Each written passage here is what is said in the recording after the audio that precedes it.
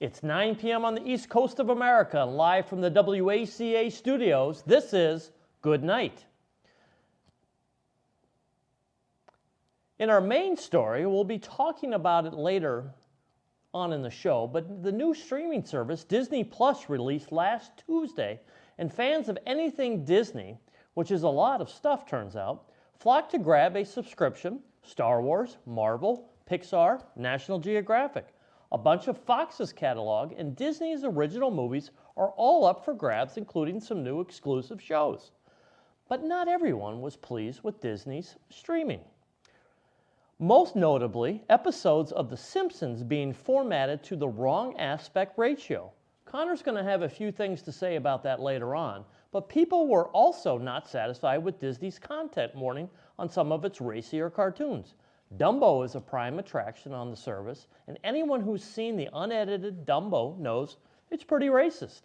A group of crows that are coded as African American, one even being named Jim Crow, have a musical number. It's drawn widespread criticism over the years, along with some other racist blemishes in Disney's catalog. And as such, the company put a little disclaimer in front of Dumbo on Disney+. It is, as stated, having outdated cultural depictions, which is true, but also, as many Twitter users pointed out, much less than other companies have put into explaining their disclaimers. Warner Brothers is seen as the go-to, and their warnings in front of suspect Tom and Jerry and Looney Tune episodes firmly states the racial prejudice in the shows and how it's important to show them in their original form. Some may dismiss this complaint as nitpicking, but I don't know. If you're the most powerful media conglomerate in the world, maybe you should be more on top of your racism. In bodybuilding news, pro wrestler and star of the new kids movie Playing with Fire, John Cena was asked about his diet and how he stays so ripped on his recent press tour. He told everyone about his incredibly healthy diet, but also dished on how he used to be addicted to Tic Tacs. The WWE poster child said that he used to tear through a couple boxes right before a shoot because of some superstition. Now, I'm not sure what kind of superstition Cena was dealing with here, but I'm not going to question him for fear of receiving an attitude adjustment. I'm also not going to question him because he's won the WWE Championship belt 16 times and because, well, have you seen the guy? He's like if a bottle of charisma was dumped over a brick wall. Either way, hearing about Cena's diet has inspired our producer Connor to incorporate it into his own workout routine.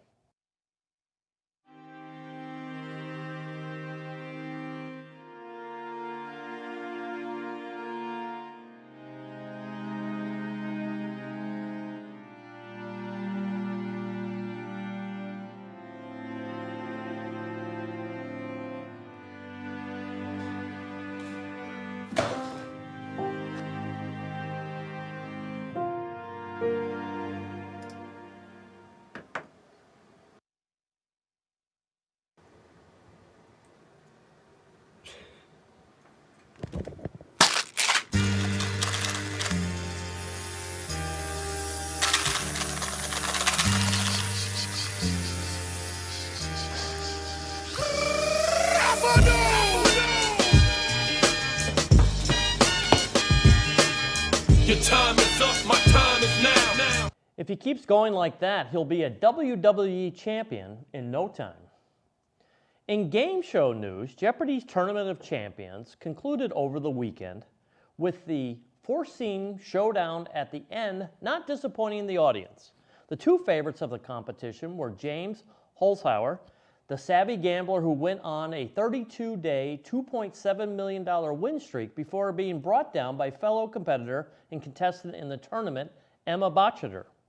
As expected, the two met in the finals and were matched against Francois Barcombe, another incumbent from the other side of the bracket. But poor Francois just ended up being a punching bag for the two trivia titans, as he struggled to hold his own against the King and the Kingslayer. When the two-day final was over, Holzhauer came away with the win, snagging almost all the daily doubles and using the gambling mindset to pull away from the second day of competition. Emma snagged a close second, and Francois clocked in at a not-so-close third.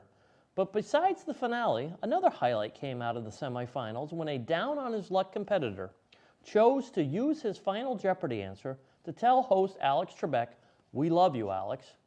Trebek, who has been undergoing treatment for pancreatic cancer, was touched by the response and was as anyone who has ever watched an episode of Jeopardy. Get well soon, Alex. The way you say genre is the only thing that keeps me happy. Genres for 4. A genre category. This genre of art, this genre of novel, this genre of game, this alliterative genre, this fantasy genre, this spooky genre, this popular genre, this 6-letter genre, this genre about a low-born scamp, the genre of American local color ballet, the sword and sandal genre. In celebrity news, singer John Legend was recently named the sexiest man alive by People magazine. But an unlikely contender has put his hat in the ring to dispute that title. The world-famous reggae singer, rapper, game show host, and prolific marijuana enthusiast, Snoop Dogg, posted a picture to Instagram that puts him on the cover of People magazine, stealing the title from John Legend. It puts Snoop in a blue suit, and of course an allusion to his status as a Crip. Now, no disrespect to John Legend. He's a nice enough guy. But if I'm ever going to pick up a People magazine while my groceries are getting scanned, it's going to be because Snoop is on the cover. And I'm going to flip right to the page for some tips on how to live like Snoop Doggy Dogg. That's going to do it for the news this week. Stay tuned for Tom Hamilton's In Case You Missed It segment and a bit from Connor talking about the other part of Disney's Plus people aren't too happy with. And don't go anywhere because we have what's trending on Twitter to discuss, in addition to an interview with Bill Gath to talk about the Ashland Emergency Fund. Keep it locked right here to Good Night.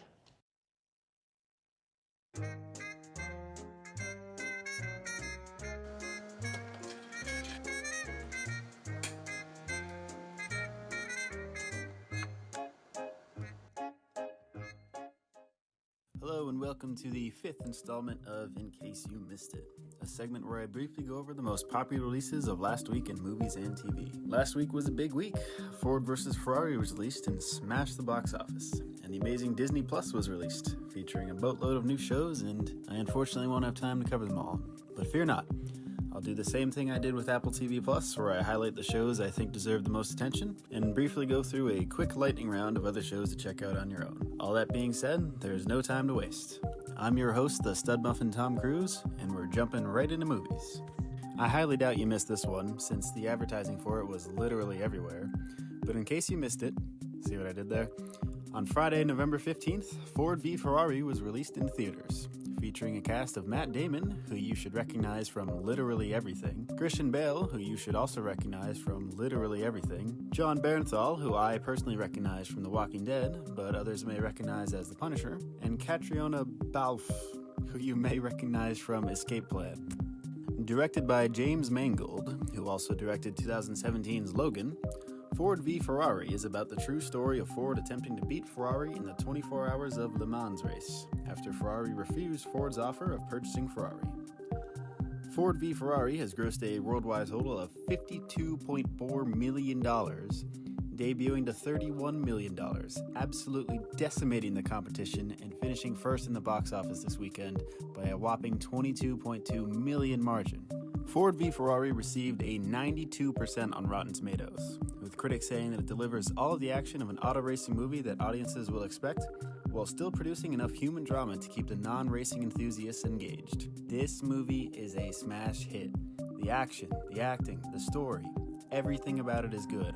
Go see it. I don't care who you are, even if you hate racing, you will find something to enjoy in this movie, I promise. Moving on November 15th, Charlie's Angels was released into theaters, featuring a cast of Kristen Stewart, who you might recognize as Bella from Twilight, Naomi Scott, who you may recognize as Jasmine from Aladdin, Ella Balinska, who you probably won't recognize from anything as this is her first big movie, and Elizabeth Banks, who you might recognize from the Hunger Games movies. I'd also feel remiss if I didn't mention that Sir Patrick Stewart plays a role as well, and if you don't recognize him, Shame on you. Directed by Elizabeth Banks, Charlie's Angels is an action comedy film that is a continuation of the Charlie's Angels film series, which began with a television series in 1976 and 2 movies in 2000 and 2003. Charlie's Angels are a covert group of extraordinary women who operate as super spies known as angels. In this new installment, a new generation of angels are called into action when a young systems engineer blows the whistle on a dangerous technology. Charlie's Angels has grossed a worldwide total of $27.9 million, opening to $8.6 million despite being projected to open to $10 to $12 million. I suspected this outcome was due to being released on the same day as Ford v Ferrari. Despite not meeting its projection, Charlie's Angels still finished third in the box office last weekend, finishing just under last week's midway. Charlie's Angels received a 58% on Rotten Tomatoes, with critics saying that it's earnest and energetic, if a bit uneven, but it adds a new flair to the franchise with fun performances from the 3 leads. While the 58% score is a bit disappointing, the movie still mixes good action with good comedy. And an audience score of 81% tells me that fans of the series will like it. And now we get into the Disney portion of this week's episode. Disney Plus came out on Tuesday, and if you haven't gotten it yet, get it. It's amazing. As a fan of Star Wars and Marvel, I am loving having access to all of those movies whenever I want. Not to mention other classic Disney movies like The Lion King and 101 Dalmatians. It even has all the amazing TV shows like Phineas and Ferb and Gravity Falls. And it even has all 31 seasons of The Simpsons. It has everything. But I'm supposed to be talking about the new stuff at Disney Plus. Well, the live-action remake of Lady and the Tramp was released on Tuesday alongside Disney Plus. The Lady and the Tramp features a main cast of Tessa Thompson as Lady, who you may recognize as Valkyrie from Thor Ragnarok, Justin Theroux as Tramp, who you may recognize as Adam from Mulholland Drive, Sam Elliott as Rusty, who you may recognize as the cool old guy with a mustache from literally every movie, and Ashley Jensen as Jock, who you may recognize as Byrony from Arthur Christmas. Lady and the Tramp is a retelling of the classic 1955 Lady and the Tramp, where a sheltered uptown cocker spaniel meets and falls in love with a streetwise downtown stray mutt. Lady and the Tramp is unique as far as movies I've covered on this show in that it wasn't released in the theaters, just Disney Plus, so it has no box office stats to report. Lady and the Tramp received a 63% on Rotten Tomatoes, with critics praising the cute dogs and likable cast, but saying that it lacks the magic of the original film. I think by now you've probably figured out if you're someone who likes the live-action Disney movies or dislikes them. There's certainly something to be said about the live-action movies lacking the charm of the original animated versions, but I personally like live-action remakes. A modern update of a classic animated film is always welcome in my book, and with Disney, you at least know that the special effects and cinematography are going to be top-notch. That'll do it for movies. Let's move on to TV. A lot of new shows came out on Disney Plus last week, but arguably the most popular one is The Mandalorian. The Mandalorian stars Pedro Pascal as the Mandalorian, and you may recognize him as Oberyn Martell from Game of Thrones. If you saw Game of Thrones, you know how amazing Pedro was as Oberyn. He's a fantastic actor, and his name alone makes me want to watch the show. The Mandalorian is about a lone bounty hunter in the far reaches of the galaxy, far beyond the authority of the New Republic. The story takes place after the fall of the Empire and before the emergence of the First Order. The show has an 89% on Rotten Tomatoes, with no critic consensus yet, as there's only been 2 episodes of the 8-episode season. But just look at the cinematography here. This is a TV show, not a movie, and it has all the special effects prowess of the current Star Wars movies. It's Star Wars, it's Disney, it's Pedro Pascal. You cannot go wrong with this show. It's already been renewed for a 2nd season, so if you're a fan of Star Wars, give it a watch, because I'm very excited to see where this show is going to go. Now, I've had nothing but praise for Disney Plus so far, but now I need to call Disney out on something here. High School Musical, the series.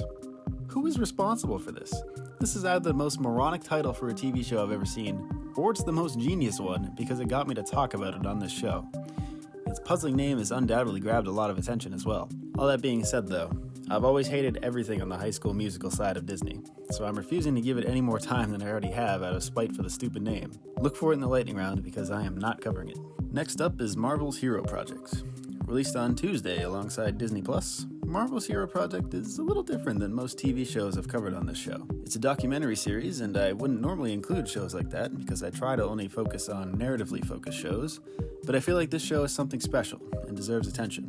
Marvel's Hero Project is a documentary series following extraordinary children who inspire others and make positive changes in their community with selfless acts of kindness and bravery. They are not heroes in the sense that they have superpowers, but they are heroes in the sense that they inspire others and change in the world around them. Each episode features a different kid, tells their story, their work, and each kid featured in the show will get their own Marvel comic.